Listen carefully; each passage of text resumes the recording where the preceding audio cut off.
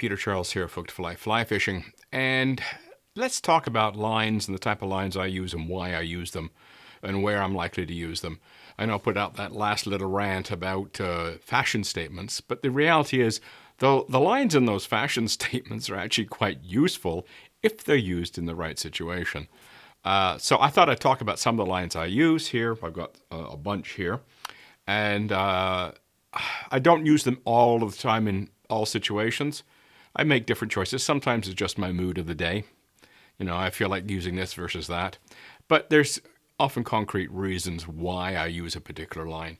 Now, I've got two rods here. They're my 2/8 weights. I thought I'd work with the rods I've been working with this entire series, keep it consistent. Plus, they can use the same lines.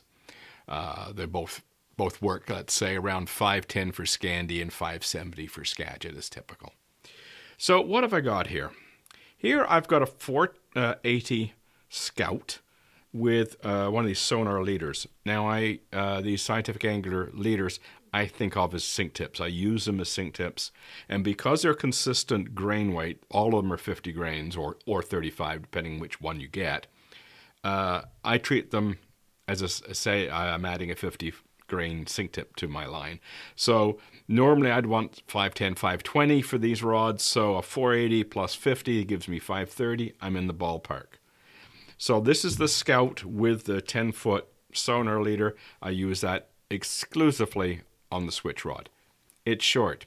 If I put it on the 13.6 Asquith, it's going to be awkward. I mean, I can cast it, but it's not going to be fun. I'm going to be fiddling with it. So by keeping with the Scout, 18-foot Scout, along with the Loomis rod, the Loomis NRX Plus 11-foot 8-weight switch rod, providing I keep that together as a package, it's a perfect fit, and I love it. It's great for wind. Being short, you can get away with, let's say, using a single spey in a downstream wind, as long as it's not too strong a wind. You can do it. You can pull it off. So you can cheat a little bit in different ways. I can use it when I'm tight to the bank. I can use it for turning over really big flies.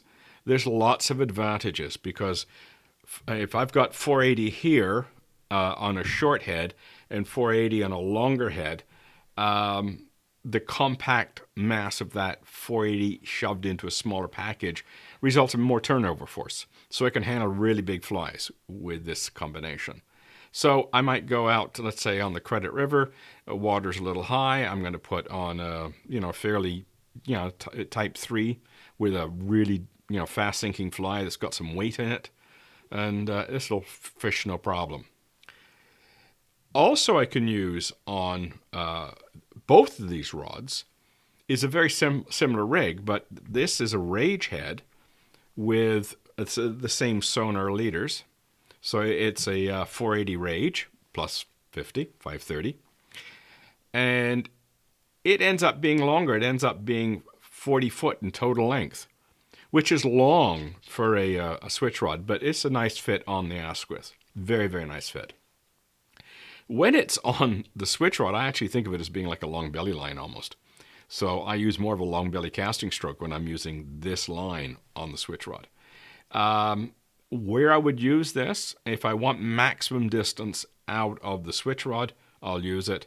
If I'm working with conditions that are rather mild in the Grand River, especially warmer temperatures, I'll certainly use this on the Asquith. No problem at all. Be a very nice combination. It'll give me a nice smooth cast, nice loops, nice distance. Works very nicely.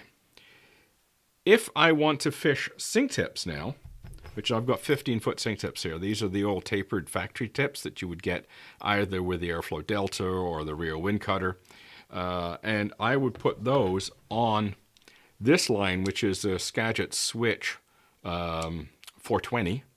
And I've got a 15-foot tip that's 100 grains, so 520. Again, I'm keeping it on the same ballpark, 530, 530, 520. And this is my sink tip line, and I will use it on either rod. It doesn't matter. It comes out to be about 35 feet in total length, 34, 35 feet in that ballpark. And it fits on both rods, no problem at all. Most Scandi heads for a 13.5-foot rod are going to be in that mid 30s, mid to upper 30s range, and 35 foot's no problem on an 11-foot switch rod. So this gives me the opportunity to use these factory tips in a kind of a comfortable package. Again, I think of it more of a warm water solution, a warmer water solution on the Asquith, early season, that kind of stuff. Works when the levels are pretty high, because one of the tips in here is a 15-foot Type 7, so that really gets down. I can fish quite deep with it. So I've got higher water conditions where the 15-foot tip makes some sense. That's what I'm going to take out. Now here is my 63-foot long gale force equalizer line. Strictly for the Asquith. I would not even begin to attempt to use it on the 11-foot switch rod. It's my sort of usual everyday line. Usually fished when the conditions are a little lower than regular, where I don't need any kind of sinking material on the end. I just need a fly and a long leader, and it gets down enough. And that's been most of this year, by the way. We've had low flows pretty well the entire season. I will mix it up a little bit. This line is out of production. It's 75-foot long belly, and it's a full intermediate. So it's a slow intermediate. Perfect for winter fishing. When it gets down late December and the air temperatures are just around freezing and the water temperature is just a bit above freezing, perfect line for these fishing conditions. I've got a lot of fish on this line over the years because it fishes so well in very cold water. And this is my old Airflow Delta Spey. And every once in a while I'll spool it up to have some fun with it. It's sort of a nostalgia thing. But it'll handle the 15-foot tips as well. So I've got choices on the 15-foot tips. So that's basically what I'm normally using. I also have some Skagit heads in here that I will pull out if I want to use these Airflow flow tips. I've got 10-foot and 12-foot. These are pure Skagit tips. They go up to T14. And so when I'm dealing with a typical Skagit type situation, I will pull out a Skagit line out of this bag, put on those tips. And classic is high and dirty, and you want to get a fly down. I've got some video of me using this exact setup, when I'm, demonstrating rods. So that kind of all works for me. These I don't use very often. I normally work with some of these other rods, other lines, because my local river for most of the time is not running that deep and fast.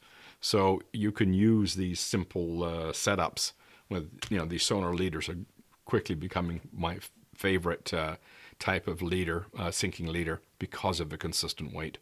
And they cast very smoothly, turn over great. So when you put them together, whether it's a Airflow Scout or a Rage, they work great. And so that's the kind of setup I'm using.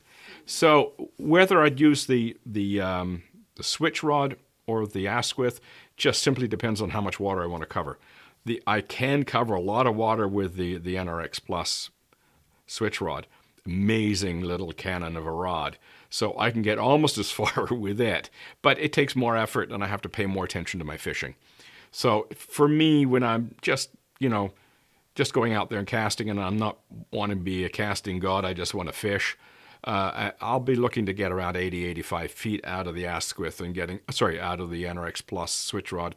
And I'll, be 100 plus for the Asquith. And that just depends on how big a run I need to cover and how much effort I have to put in, so I try to keep my effort down. And so I'm going to use the rod that's most appropriate for the conditions, and the size of the river and the size of the runs. So that's basically my kit. And that's what I work with, starting in September, going right to December when the season closes on the Grand, and some of the other rivers stay open. So as long as they're ice free, I'll keep going on the other rivers. So that's my kit. So if you had any wonders how I'd like to fish and what I'd like to use, here it is. Cheers.